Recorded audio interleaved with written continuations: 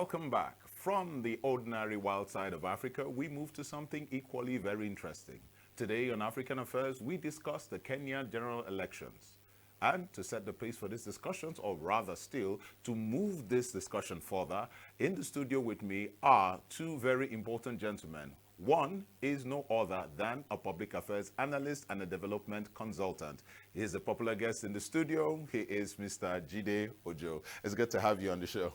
Same here. Thanks for having me. Good evening, Nigerians. Good evening, Africa. Good evening, Africa. It's good to have you on the show. Also joining us all the way via Zoom from Kenya is Mr. Vincent Macquarie. He's a managing editor, TV Voice of America, English to Africa. Gentlemen, welcome.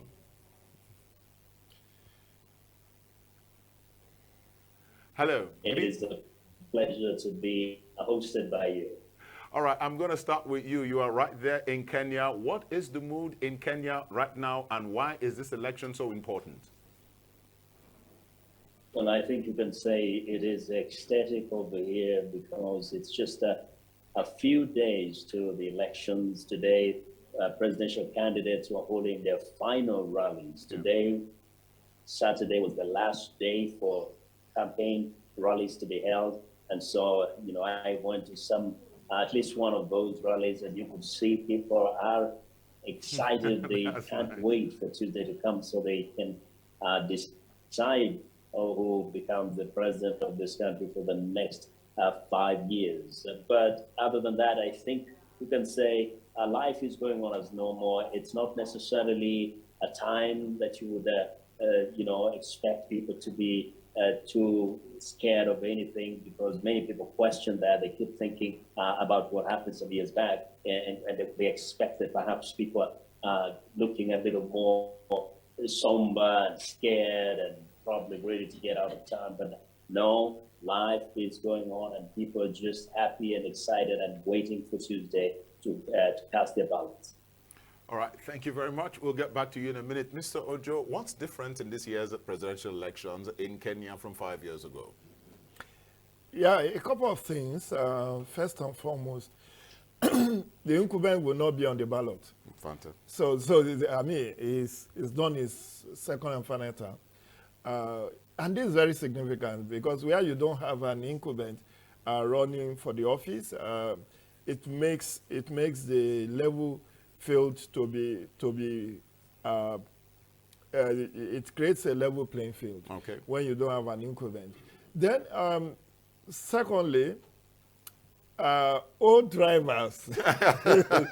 I was waiting for you to get there. You know, I mean, one of the newspapers said a foe turned friend is going to contest. That is Raila Odinga. Yeah. And a friend turns foe. That's William Ruto. These two at the front lines. In fact, interestingly, people are not talking party now. They are talking personality. Yeah, that's in this election, it's about William Ruto, 55-year-old, incumbent deputy president, and a friend to Uhuru Kenyatta turned foe, and Raila Odinga, a foe of many decades, who in 2018 received handshake after the 2017 election, and made up with his younger brother, Uhuru Kenyatta. And you know, interestingly, the relationship between Raila Odinga and Uhuru Kenyatta dates back to the 60s, when both of their parents were president and vice president. Jomo Kenyatta was the first president of Kenya, post-colonial Kenya, and Uhuru and Raila Odinga's father was the vice president as at that time. But 3 years into the government, they went their separate. Their children are now trying to make up. But other thing I need to flag is the fact that Raila has decided to pick former Minister of Justice, a lady, as his running mate. So if he wins on Tuesday, it means they have their Kamala Harris. in Kenya. All First right. female vice president. We're going to pursue more of that, but let's get back to you, Vincent. You over there in Kenya. What does this say of the state of African politics generally? That the vice president, incumbent vice president, is running for office. He's not been removed from office by the president with all the powers of the state to ensure that he's disgraced. He's still in office. He's still running, and the president is supporting another candidate. How this dynamic? How is it playing out there in Kenya? I think this is a very new phenomenon we're seeing here. It's not typical to find a president, in fact, going against his own deputy and supporting a person who a few years ago was perceived as an arch enemy, who has been the main opposition leader now, becoming literally some have seen him as the project of the incumbent and the outgoing president. But of course, this, as the gentleman in the studio has just said, came after the famous handshake where the opposition leader and President Kenyatta reconciled, but of course, not with necessarily the support of the deputy president.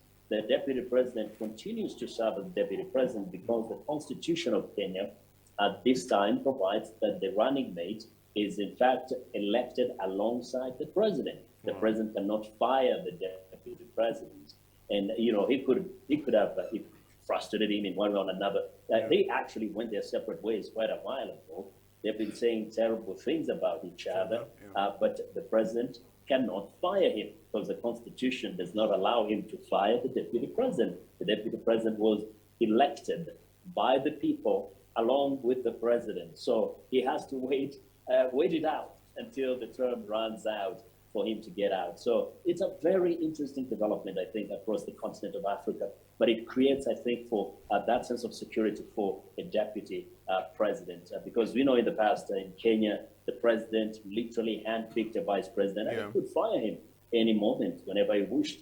And that's what happened to Raila Odinga's father, Odinga Odinga, with the Jomo Kenyatta, the father of Uhuru Kenyatta. Odinga Odinga literally was fired and put under house arrest for many years by the then president, Jomo Kenyatta. Because the Constitution gave him absolute powers of hiring and firing. So that doesn't apply anymore. Fantastic. So I want to ask you there in Kenya, what are the issues in the front burner? What are the people saying? What is important to the people right now, just days to the election? Really, the most important things are the economy, healthcare, security, and of course, unemployment. There are thousands and perhaps soon hundreds of thousands of young men and women who have gone to school. They hold degrees, master's degrees, and they can't find jobs. And so many of those are really desperate to get a government that can find a way to provide them as many jobs as possible. The economy has been hurting for quite some time, and of course you can blame instead of the global economy itself, especially with coin. This has caused a lot of pain, and because of that, many are saying they want a government that will find a way to stabilize the economy, to grow the economy so that people can stop hurting, the inflation can go down.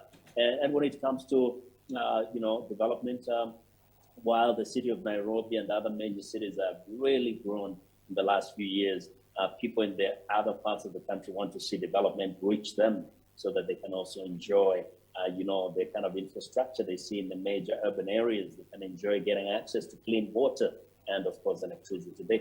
Basically, you can say those are the basic needs of all citizens of any country. So right now, it's a question of who of them can convince the citizens that he is the best placed person to really implement those projects to fulfill the dreams and aspirations of the citizens of Kenya. Fantastic. Mr. Ojo, I'm going to ask you this, moving a bit from what he said. It seems that when you talk a lot about jobs and the economy, you're talking a lot about young people. It seems that in Africa, we've come to that time in our history where young people are actually deciding or in a position to decide the way forward. Are we going to see this play out, that the young people are going to have their say, or are the electoral commissions across Africa going to play games that have been played in the past? especially in this case in China, in Kenya, with regards to not too recent, not too distant history? Well, first things we need to understand, issue of unemployment, Yeah. economic collapse, or it's not peculiar to a country. No, it's not. We have our own fair share of that, and of course, a lot of disenchantment. But while Nigeria's unemployment rate is at 3.3%, according to National Bureau of Statistics, in Kenya it's 40%. That's high. Which is much higher than our own. And of course, there's a lot of sentiment and disenchantment about this, which is why William Ruto is anchoring his campaign on being a hustler presidential candidate that he believes they can identify with. He feels that they can swing the 22.5 million registered voters. No, but again, not to take anything away from the fact that personality will largely determine this, not youth per se, because these youths are actually controlled in their own way by different personalities. For instance, it is said that Odinga's Luo ethnic group has never produced president, and the Kenyatas is from the Kikuyu, and they've produced President Mwai Kibaki, then Jomo Kenyatta, and all of that. So it's about power rotation, power shift, and all of that. And most people believe that if Olinga were to be there, they will get jobs. They will. So this is flipping the issue of unemployment, that if our person is there, we will have so these things. It's not as straight cut as no, it's not, because you are not just going to vote anybody from any tribe, believing that you will protect your interests. The ethnic politics across Africa is that if our person is there, it will favor us. And we will have the infrastructure, we will have the jobs. And Odinga has campaigns that let's come back. Let's come back to it's about economy. Okay. It's a 2 million Kenyans will be given what is akin to our own conditional cash transfer, about $50 per month as a kind of palliative. All right, so let's get back to Kenya.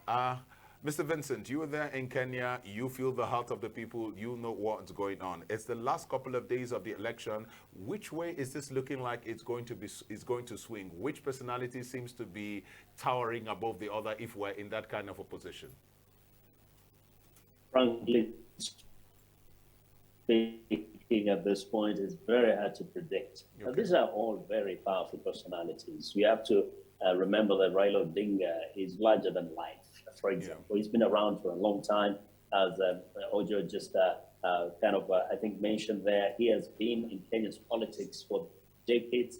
He was involved in fighting against the one-party rule under President Daniel Arap Moi for many years. And so there are many who see him as a liberator, as a person who sacrificed his life, who spent years in prison to fight for democracy and the freedom of expression. And eventually, even what the constitution that exists today has a lot to do with him. The constitution that has given people more freedoms, that has devolved powers to the other parts of the country and kind of diluted the presidency so that other regions like governors and senators can feel like they have more powers in their regions.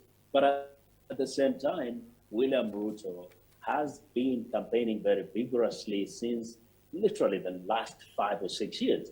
Throughout the second term of their presidency, William Ruto was vigorously campaigning. He has managed to galvanize, especially the young people, as Ojo mentioned there, they call the hustlers, the hustler movement. He has done a great job trying to reach to the young people, those who are disenchanted with the system, those who are suffering from unemployment, and get them to feel that he understands what they're going through, because he also grew up in poverty. And he accuses Raila and Uhuru Kenyatta as being members of a dynasty, wealthy people. But he says he comes from poverty, so he understands. So both of them have so much influence. The latest polls put Raila ahead by about 6 points, I think. And although that looks like quite significant, when you consider that there are hundreds of thousands of undecided voters, anything could have changed between when the vote was taken and then up to 2 to 3 days after that, and of course we have 1 or 2 days to the elections. So you have to look at it with a caution. It is to really predict who is going to carry the day at this point. All right, very interesting. Finally, before we let you go, one of the biggest, in 2 minutes, one of the biggest issues has been fear of post-election violence. What's the feeling on ground, and what is the government doing to calm people down to ensure that this is going to be peaceful, these elections are going to be peaceful, and we're not going to have a post-election violence like we've seen before? Well, the government assures citizens that it has put all the systems in place, and that they don't expect, to begin with, they don't expect any serious issues. Although there have been reports or rather alerts about possibility of some issues in parts of the country. But what is more concerning, I think, is the utterances of Mr. William Ruto in the last several days, let's say the past week. He very specifically accused the outgoing president Uhuru Kenyatta of, in fact, using civil servants to interfere with electoral process. And he has been persistent and consistent in accusing him of planning to scuttle the election, of planning to interfere with the election, especially in Mr. Ruto's stronghold. Not long ago, he even accused the president of planning to have him killed. Wow. He was pleading with him to not kill his children, please. And of course, the outgoing president, has dismissed those kind of allegations and accused him of, being sort of a crybaby, because he said he has no reason to hurt him. And he said if he was to wanted to hurt him, he could have done it the last 3 or 4 years. Why would he do it now when he's about to go out and take his retirement? Now, those utterances, of course, have led to people to have concerns, because, once you plant certain thoughts in the minds of people, you never know how they'll react after the election. Let's assume Mr. Ruto loses. What will his people, thank you very much, his Mr. Vincent, say? They might say, look. Okay. Thank you very much, Mr. Vincent. It's been a pleasure talking to you all the way from Kenya. It's always particularly nice to be able to get the heart of the people when a matter is being discussed. Thank you, and we wish you guys a very peaceful and successful elections. Now, Mr. Ojo, we're going to come back to you on this issue. We were talking a bit about the issue of the electoral commissions here. Now, a lot is going to go on how the people perceive the Electoral Commissions Act. In Africa, this is always a big issue. Government interference in elections. We've already heard the president, the opposition, in this case, interesting. No, it's not opposition. The ruling party. Because the ruling party. We've had the candidates, the sitting vice president, say the elections are going to be rigged by, the incumbent president. How is this likely to affect the elections? Are we going to, in Africa, come and get over this stage and things move smoothly? Unfortunately, in Africa, we have bad losers. We have sour grapes. Politicians who lose and look for evidences of why they lost, even when they knew they stand no chance of winning. This election in Kenya will be an upset if William Ruto wins. Yeah. You know why I'm saying that. And I'm not despising the fact that he's not qualified, he's not experienced, or he didn't run a good campaign. He may lose because he's fighting his principal in the last 3 years, and his principal has reached a reapproachment with his old foe.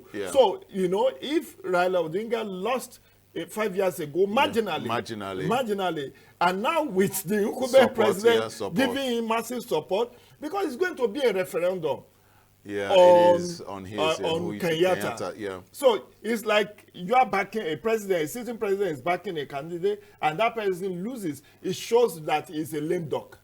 So, but coming back to the issue of the EMBs, the election management body, Chibukati, who is the chairman of their own electoral management body, has said, look, I want this election to go down in history as the most credible, most transparent, and most peaceful. He has even urged civil society, media, and political parties to run a parallel situation route where they will do their own tallying. And what they have tried to do now, in fact, for the past 3 elections, Kenya has been fiddling with electoral technology. Okay. Unfortunately, the last time in 2017, they killed the head of ICT, Wow. Chris Sando, and his girlfriend on the eve of the election. And that is the person who was the key to the code for the ICT infrastructure and all of that. So eventually, there were 10,000 polling unit results, which was disputed. And the Kenya Electoral Commission, under the Kenyan Constitution, the case will go directly to the Supreme Court, and they have 2 weeks within which to decide that. So the discrepancy between electronically transmitted result and then the one manually done led to the nullification of that election. But this time around, Chibukati has said, I'm putting my life and my credibility on the line. This election, we are not going to allow any of them. We have learned from our past mistakes and civil society, media, and as we transmit, what they were doing the last time was to transmit SMS. Now it's going to be like what we have been doing here in the last 2 elections, which is transmitting the polling unit. Each polling unit, it goes to be collected to a collation center, so you can download and do your own collation, and you know where things are that going. in itself is to enhance transparency and accountability. And the fact that they are using technology for accreditation of voters, they are going to be using technology. So there is no issue, although the Kenya court ruled that they should not rely only on the electronic register. They should also use both the electronic and manual register, so that in the event that nobody is disenfranchised. But all of this has been taken in their stride, and I believe that if they are able to perfect the use of technology in this election, the votes of the Kenyans will count, and whoever emerges. In fact, one of the electoral commissioner in Kenya said they will so much be transparent with this that even anyone that loses, if it goes to court, will be embarrassed because they will not have any evidence. That things were wrong. It is going to be very clear and transparent. It is going to be so we can only give them benefit of doubt that they will have learned from what happened in 2007 when there was post-election violence, and then in 2017 when another post-election violence, although of minimal intensity, took place between the supporters of Uhuru Kenyatta and Raila Odinga. Okay, I think we have probably like 30 or 45 seconds left. In a few words, what will the success of this election say and do for African politics? A lot. A lot in the sense that there are so many women and marginalized groups also running in this election. This will be an inclusive election. Assuming without considering, and I'm not projecting him as a winner, if Raila Odinga wins, it comes with, as he said, 77. He will have won, a power rotation will have been achieved. 2, a woman, a lady, former justice minister will be his deputy president, which means that the women will have a face in that administration. Women will have a face in that administration. So, which is why they are saying that their own Kamala Harris is this former justice minister who happened also to be a former presidential candidate in previous election. So that in itself, inclusive election, will become transparent election, and the fact that this also will signpost the issue between the principal and the vice principal, the president and the vice president. And the because situations where you have a ruling party divided against itself, and where the ruling party in Nigeria, Kenyatta will have been charged for anti-party activity. All right, thank you very much. For time's sake, that's another conversation. And that's what also happened in Liberia. That's another missed out. That's what happened in Liberia that brought George Weah into office. Thank you very much. It's been a pleasure having you. And I see, hopefully, after the elections, maybe next weekend, we may be having this conversation again to break down the post-election and how everything broke down. Thank you for coming with us. We look forward to a peaceful election.